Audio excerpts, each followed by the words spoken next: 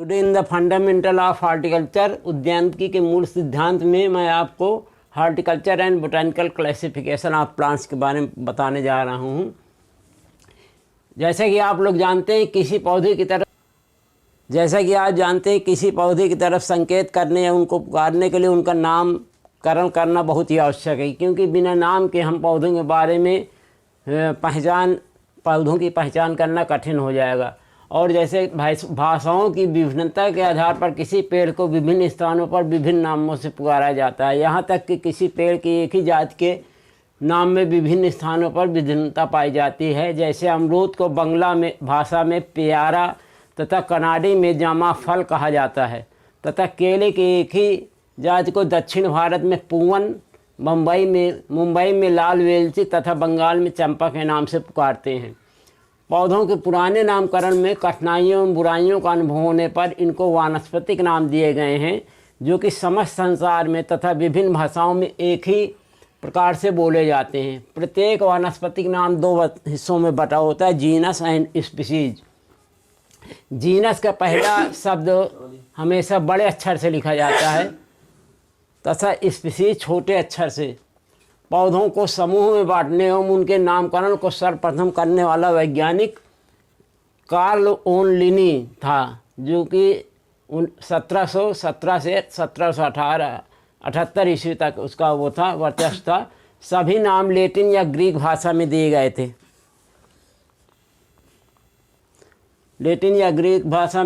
वह स्वीडन का निवासी था। सिद्धांत प्रिंसिपल ऑफ नोमेनक्लेचर जो है बोटैनिकल क्लासिफिकेशन इस प्रकार से हैं। पौधों का पूर्ण वानस्पतिक नाम जीनस वंशीय तथा जातीय स्पीसीज नाम का मिश्रित रूप होना चाहिए। किसी विशेष पौधे का जातीय नाम अपने वंश के सभी पौधों से भिन्न होना चाहिए। Genus should be different from other genus.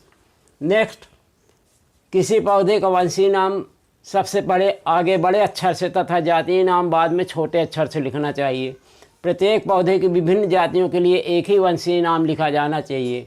छोटे से छोटा जातीय नाम सबसे अच्छा माना जाता है, इसलिए जहाँ तक संभव हो जातीय नाम को छोटा ही स्वरूप देना चाहिए। अब चूँकि आपके यहाँ in first sem horticulture classification और बोटैनिकल क्लासिफिकेशन है, इसलिए मैं दो के बारे में बता रहा हूँ। पौधों का उद्यान कर संबंधी वर्गीकरण। हार्टिकल्चरल क्लासिफिकेशन में पौधों को according to their growing season बांटा गया है।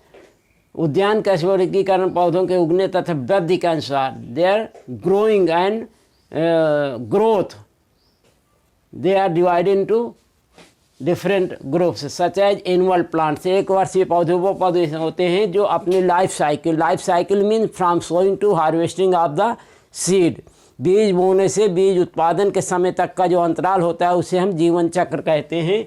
और एक वर्षीय पौधे वो होते हैं जो अपना जीवन चक्र 3 से 6 माह में कंप्लीट करते हैं या एक सीजन में कंप्लीट करते हैं। इसे क्या बाइनियल प्लांट। द्विवर्षीय पौधे ऐसे पौधे होते हैं जो अपना जीवन चक्र from sowing to harvesting of seed, बीज बोने से कटाई बीज पैदा होने तक का समय 6 से 9 माह में कंप्लीट करते हैं। एक सीजन में वो अपनी ग्रोथ करते हैं तथा दूसरे सीजन में रिप्रोडक्टिव ग्रोथ करते हैं। नेक्स्ट है हर्बेशियस पेरिनियल प्लांट्स, बहुवर्षीय शाकीय पौधे। ये पौधे ऐसे हैं जो काफ़ी दिनों तक, 1 वर्ष से ज़्यादा तक विद्यमान रहते हैं लगाने के बाद, और अपने लाइफ साइकिल 1 साल से ज़्यादा समय में कंप्लीट करते हैं। इसमें बहुवर्षीय गुलदाउदी, पेरेनियल क्रेजेंथेमम, जरबेरा आदि आते हैं। ऊडी पेरेनियल प्लांट्स, ये पौधे काफ़ी दिनों तक विद्यमान रहते हैं अगर लगाने के पश्चात। इसमें समस्त फल एवं फूल वाले बड़े पौधे आते हैं तथा ये ऊडी होते हैं। इनके जो तने होते हैं काष्ठी होते हैं, ऊडी होते हैं। सबसे टाल trees shrubs, climbing perennial plants और क्लाइंबर्स। इसमें सभी प्रकार के लताएं आती हैं, जैसे सेम है, परवल है, ये सब इसमें आते हैं। तो इस प्रकार से ये botanical horticultural classification. Next classification जो है बोटैनिकल क्लासिफिकेशन ऑफ प्लांट्स, पौधों का वानस्पतिक वर्गीकरण है। ये इसमें पूरे प्लांट किंगडम जो हम समस्त पौध जगत है उसको 4 फाइला संघ में बांटा गया है। सिजोफाइटा, ब्रायोफाइटा एंड टेरिडोफाइटा।